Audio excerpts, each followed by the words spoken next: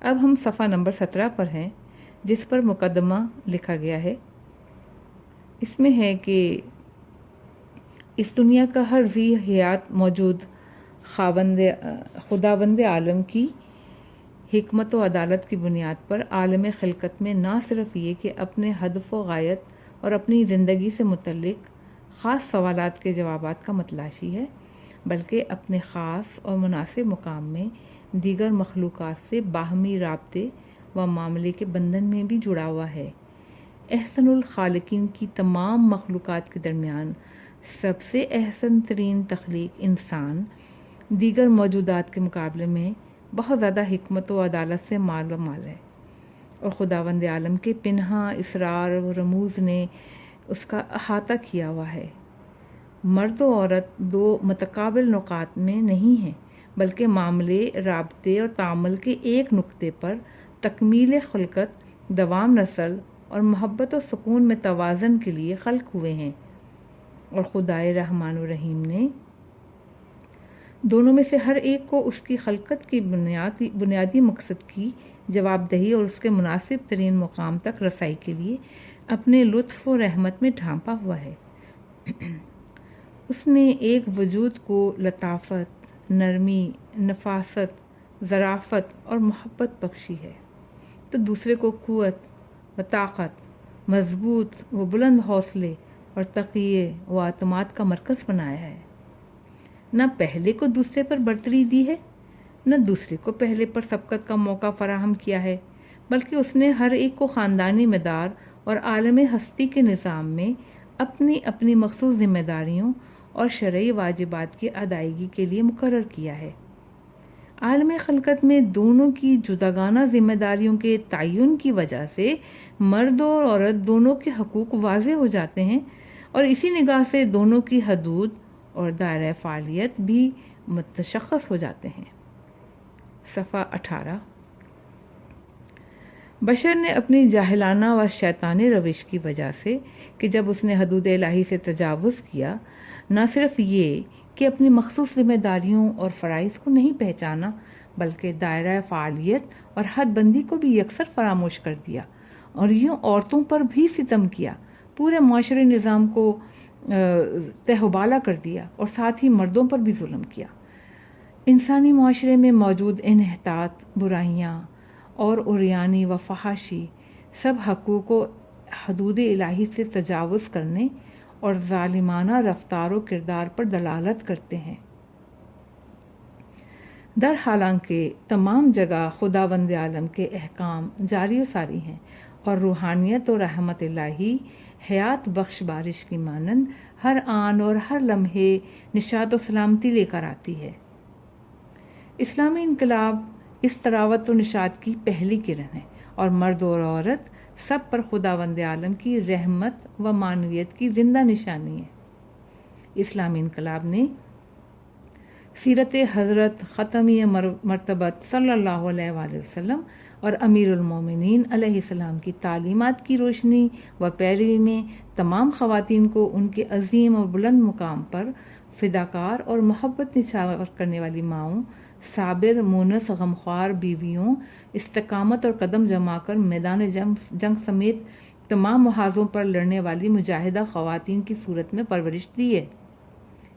Make up شدہ جاہلیت اور ٹیکنالوجی کے غرور میں ڈوبے ہوئے مغربی معاشرے نے اسلامی ثقافت اور اسلامی نقطہ نظر سے عورت کے مقام کے مقابلے میں خود کو ایک بڑی مصیبت میں گرفتار کر کے اپنی فعالیت اور جدوجہد کو اور تیز کر دیا ہے، تاکہ شخصیت زن اور حقوق نسواں کی تازہ نسیم کا راستہ روک سکے، اور مظلوم خواتین کو اس تازہ فضا میں سانس نہیں لینے دے۔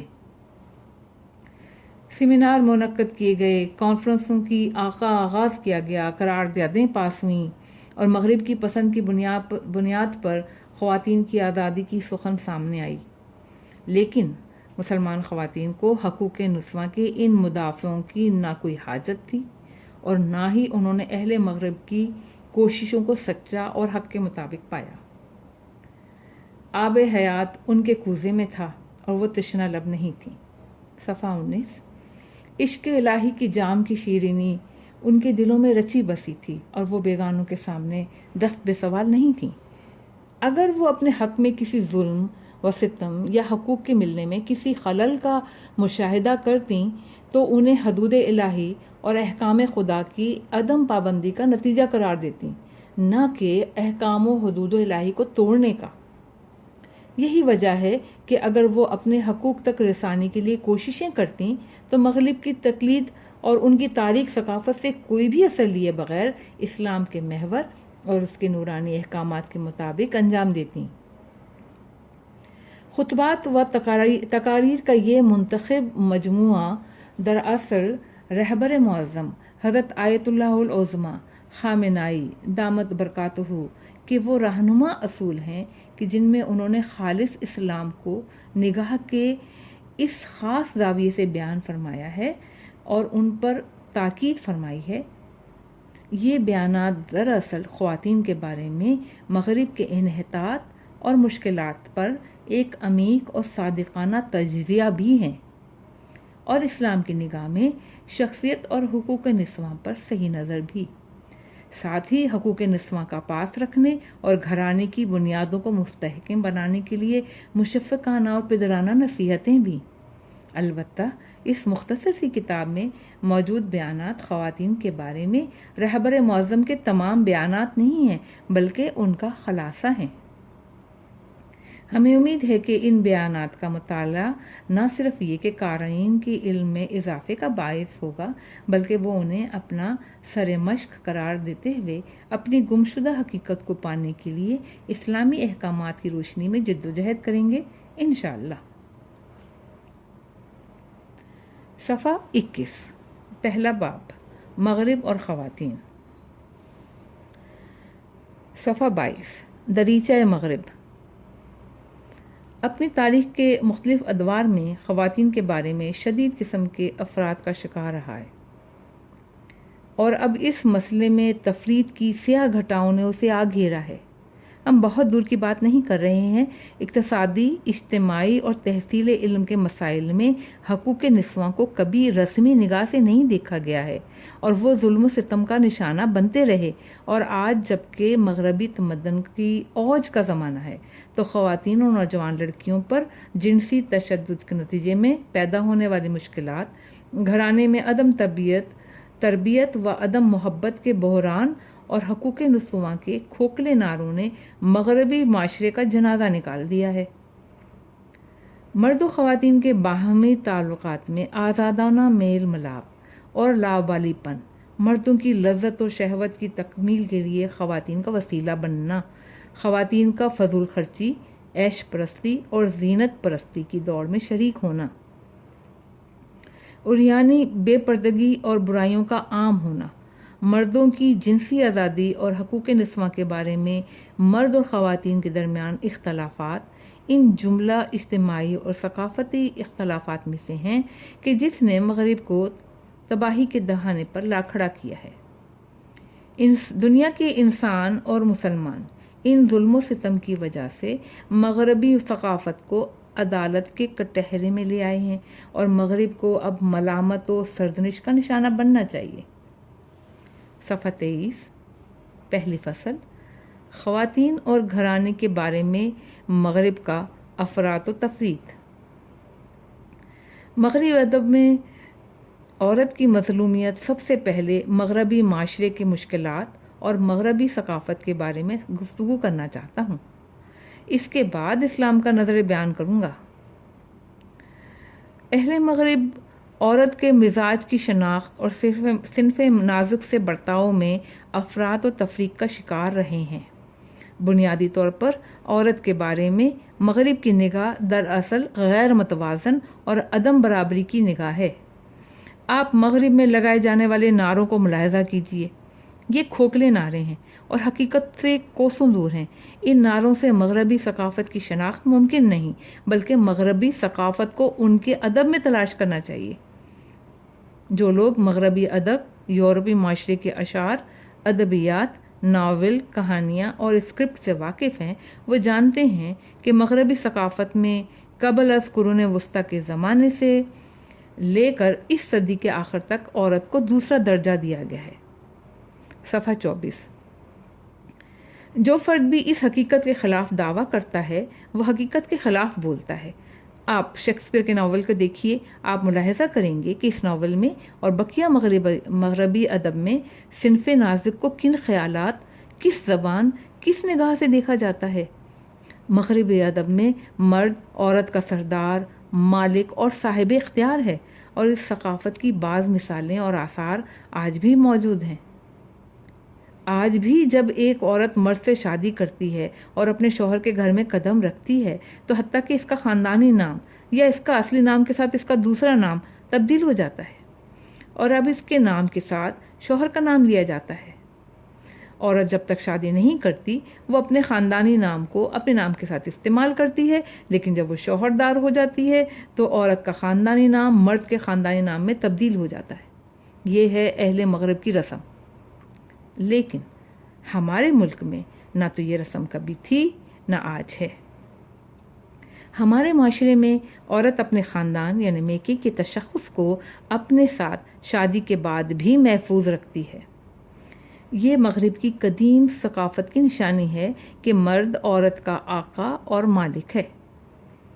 یورپی ثقافت میں جب ایک عورت اپنے تمام مال و منال کے ساتھ شادی کرتی تھی اور شوہر کے گھر میں قدم رکھتی تھی تو نہ صرف یہ کہ اس کا جسم مرد کے اختیار میں ہوتا تھا بلکہ اس کی تمام ثروت و دولت جو اس کے باپ اور خاندان میکے کی طرف سے اسے ملتی تھی شوہر کے اختیار میں چلی جاتی تھی۔ یہ وہ چیز ہے جس کا انکار خود اہل مغرب بھی نہیں کر سکتے کیونکہ یہ مغربی ثقافت کا حصہ ہے۔ مغربی ثقافت میں جب عورت اپنے خاوند کے گھر میں قدم رکھتی تھی تو در حقیقت اس کے شوہر کو اس کی جان کا اختیار بھی ہوتا تھا۔ چنانچہ آپ مغربی کہانیوں، ناولوں اور یورپی معاشرے کے اشعار میں ملاحظہ کریں گے کہ شوہر ایک اخلاقی مسئلے میں اختلاف کی وجہ سے اپنی بیوی کو قتل کر دیتا ہے اور کوئی بھی اسے سرزنش نہیں کرتا ہے۔ اس طرح ایک بیٹی کو بھی اپنے باپ کے گھر میں کسی قسم کے انتخاب کا کوئی حق حاصل نہیں تھا۔ صفحہ 25۔ البتہ یہ بات ضرور ہے کہ اس زمانے میں مغربی معاشرے میں مرد و خواتین کا طرز زندگی ایک حد تک آزاد تھا، لیکن اس کے باوجود شادی کا اختیار اور شوہر کا انتخاب صرف باپ کے ہاتھ میں تھا۔ شیکسپیئر کے اسی ناول میں جو کچھ آپ دیکھیں گے وہ یہی کچھ ہے کہ ایک لڑکی کو شادی پر مجبور کیا جاتا ہے، ایک عورت اپنے شوہر کے ہاتھوں قتل ہوتی ہے، اور آپ کو ایک ایسا گھر نظر آئے گا جس میں عورت سخت دباؤ میں گھری ہوئی ہے۔ غرض جو کچھ بھی وہ ہے وہ اس قسم کا ہے کہ یہ ہے مغربی ادب و ثقافت۔ موجودہ نصف صدی تک مغرب کی یہی ثقافت رہی ہے، البتہ 19ویں صدی کے آخر میں وہاں آزادی نسواں کی تحریکیں چلنی شروع ہوئی تھیں۔ یورپی عورت کی آزادی کے خود غرضانہ مادی عوامل۔ محترم خواتین اور خصوصاً جوان لڑکیاں کہ جو اس مسئلے میں فکر کرنا چاہتی ہیں انہیں چاہیے کہ وہ بھرپور توجہ کریں۔ سب سے اہم نکتہ یہ ہے کہ جب یورپ میں خواتین کا حق مالکیت معین کیا گیا، جیسا کہ یورپی معاشرتی ماہرین کی تحقیقاتی سروے رپورٹ سے پتہ چلتا ہے، اس لیے تھا کہ مغرب میں صنعت و جدید ٹیکنالوجی کی آمد کے زمانے میں کارخانوں اور ملوں نے رونق حاصل کی تھی اور انہیں مزدوروں کی سخت ضرورت تھی، مگر مزدور کم تھے اور کارخانوں کو مزدوروں کی ایک بڑی تعداد درکار تھی۔ اس لیے انہوں نے خواتین کو کارخانوں کی طرف کھینچا اور ان کی طاقت و توانائی سے استفادہ کیا۔ صفحہ 26۔ البتہ خواتین مزدوروں کو دوسروں کی نسبت کم تنخواہ دی جاتی تھی۔ اس وقت اعلان کیا گیا کہ عورت کو مالکیت کا حق حاصل ہے۔ 20ویں صدی کے اوائل میں یورپ نے خواتین کو حق مالکیت دیا۔ یہ ہے خواتین کے بارے میں مغرب کا افراطی، غلط اور ظالمانہ رویہ۔ جلتا ہوا مغربی معاشرہ۔ اس قسم کے افراد کے مقابلے میں تفریط بھی موجود ہے۔ جب اس گھٹن کے ماحول میں خواتین کے حق میں اس قسم کی ظاہراً پرسود تحریک شروع ہوتی ہے تو ظاہر سی بات ہے کہ دوسری طرف سے خواتین تفرید کا شکار ہوتی ہیں۔ لہذا آپ ملاحظہ کریں گے کہ ان چند دہائیوں میں خود آزادی نسواں کے نام پر مغرب میں کئی قسم کی برائیوں، فحاشی و عریانی اور بے حیائی نے جنم لیا، اور یہ سب برائیاں بتدریج رواج پیدا کرتی گئیں کہ جن سے خود مغربی مفکرین بھی حیران و پریشان ہیں۔ آج مغربی ممالک کے سنجیدہ، مسلح، خردمند اور سینے میں دل اور تڑپ رکھنے والے افراد اس جنم لینے والی موجودہ صورتحال سے حیران و پریشان اور ناراض ہیں، لیکن وہ اس سیلاب کا راستہ روکنے سے قاصر ہیں۔ انہوں نے خواتین کی خدمت کے نام پر ان کی زندگی پر ایک بہت کاری ضرب لگائی ہے۔ آخر کیوں؟ صرف اس لیے کہ مرد عورت کے درمیان تعلقات میں اس لاؤبالی پن، برائیوں اور فحاشی اور ریانی کو فروغ دینے اور ہر قسم کی قید و شرط سے دور مرد و خواتین کی آزادی اور طرز معاشرت نے گھرانے کی بنیادوں کو تباہ و برباد کر دیا ہے۔ وہ مرد جو معاشرے میں آزادانہ طور پر اپنی شہوت کی تشنگی کو بجھا سکے، اور وہ عورت جو سماج میں بغیر کسی مشکل اور اعتراض کے مردوں سے مختلف قسم کے روابط برقرار رکھ سکے۔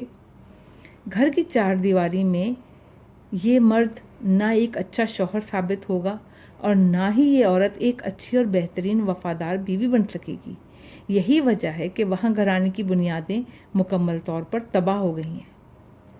صفحہ نمبر 27۔ موجودہ زمانے کی سب سے بڑی بلاؤں میں سے ایک بلا و آفت گھرانے کے مسائل ہیں کہ جس نے مغربی ممالک کو اپنے پنجوں میں جکڑا ہوا ہے اور انہیں ایک بدترین قسم کی نامطلوب حالت سے دوچار کر دیا ہے۔